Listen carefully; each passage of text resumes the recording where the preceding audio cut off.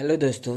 आज हम लोग जेमिनी से पूछने वाले हैं अरावली पर्वत के बारे में। ठीक, पर कुछ हमारी गोदी मीडिया है उस अरावली पर्वत के बारे में। देखिए क्या कर रहे हैं आप। इस वीडियो को पहले देखिए, उसके बाद से हम लोग गूगल जेमिनी की स्थिति हेलो दोस्तों।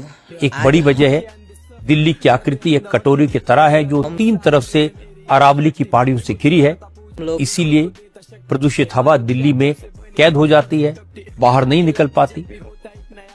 जेमिनी इसीलिए दिल्ली के पोल्यूशन का इलाज न तो एक दिन में हो सकता है न एक के बारे में। ठीक, पर लोग अरावली पर्वत को काट रहे हैं। इस पे अगर जेमिनी से पूछा जाए तो जेमिनी इसका क्या उत्तर देता है, आइए हम लोग जेमिनी से पूछ के बताते हैं। ठीक है। हेलो जी, आपसे एक बेहतर प्रश्न पूछ रहा हूँ कि लोग अरावली पर्वत को काट रहे हैं, इससे हमारे दिल्ली शहर पे। नमस्ते, मैं बहुत अच्छा हूँ। पूछने के लिए शुक्रिया। आप एक बहुत ही गंभीर और ज़रूरी विषय पे बात कर रहे हैं। अरावली पर्वतमाला को दिल्ली का फेफड़ा, लंग्स ऑफ दिल्ली कहा जाता है। अगर लोग इसे काट रहे हैं तो इसका दिल्ली पर बहुत ही खतरनाक असर पड़ रहा है।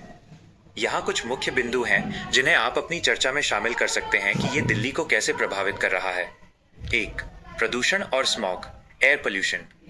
अरावली की पहाड़ियां और वहां के जंगल रेगिस्तान से आने वाली धूल भरी हवाओं को रोकते हैं। एकदम सही बात है। अगर पहाड़ कट जाएंगे तो राजस्थान की धूल सीधे दिल्ली पहुंचेगी, जिससे हवा की क्वालिटी AQI और भी खराब हो जाएगी।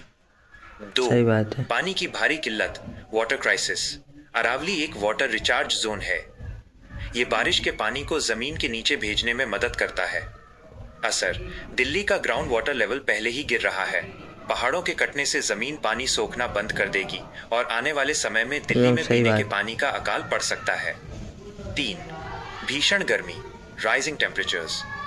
ये पहाड़ियां और उन पर लगे पेड़ हीट सिंक का काम करते हैं, जो तापमान को बढ़ने से रोकते हैं। असर, अराव होने से दिल्ली में हीट आइलैंड प्रभाव बढ़ेगा, जिससे गर्मियों में तापमान 50 डिग्री C के पार भी जा सकता है।